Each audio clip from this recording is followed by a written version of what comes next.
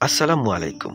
আপনারা এই যে রাস্তাটি দেখছেন, এই রাস্তাটির এই অংশটায় অর্থাৎ এই ব্রিজের যে অ্যাপ্রোচটি রয়েছে, এই অ্যাপ্রোচটি বৃষ্টিতে ডেবে গেছে। অপর সাইডটা কিন্তু এই দেখুন ঠিক আছে।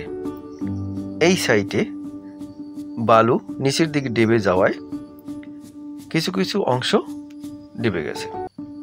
আমি এদিক থেকে আপনাদেরকে একটু ঘুরিয়ে দেখাচ্ছি, যেখানে সামান্য একটু জায়গা অতিরিক্ত বৃষ্টির কারণে এই জায়গাটি ডেবে গেছে।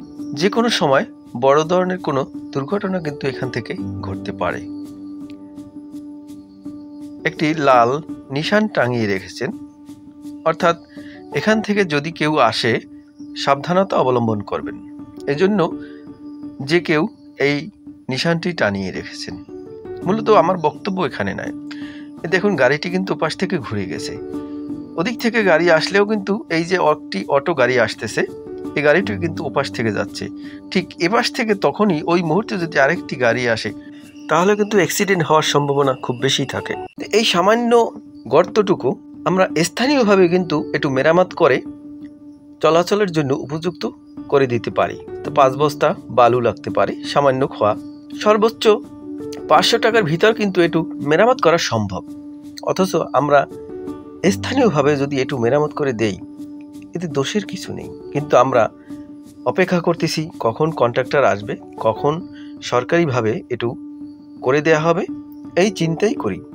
আসলে এই টুকিটাকি জিনিসটুকু যদি আমরা নিজেদের পরিশ্রমের মাধ্যমে করি, তাহলে কিন্তু ভালো হয়। এই রাস্তাটি হলো আটঘর কুরিয়ানা থেকে বানেরপাড়া সংযোগস্থল, একটি গুরুত্বপূর্ণ রাস্তা, যেখান থেকে প্রতিদিন অনেক অটো গাড়ি চলে, রিক্সা চলে, মানুষজন চলাচল করে এবং মাঝে মাঝে বড় ট্রাকও আসে এখান থেকে মালামাল নেয়ার জন্য। কুরিয়ানা একটি ঐতিহ্যবাহী স্থান, যেখানে আপনারা জানেন পেয়ারা, আমরা অনেক কিছুই নেয়ার জন্য এই রাস্তাটি ব্যবহার করা হয়। যাই হোক, আমার বলার উদ্দেশ্য হলো এখানে এই সামান্য ক্ষতটুকু যদি আমরা স্থানীয়ভাবেও সমাধান করতে পারি, এজন্য বসে থাকা আমাদের কারোই ঠিক না। আমি আমার দায়িত্ববোধ থেকে, আমি একজন সাংবাদিক হিসাবে আমি মনে করেছি এটি আমার দায়িত্ব। কর্তৃপক্ষ আছেন, অবশ্যই এই সামান্য ক্ষতটুকু সংস্কারের জন্য উদ্যোগ গ্রহণ করবেন, এই প্রত্যাশা করি। আজ এ পর্যন্তই। আসসালামু আলাইকুম।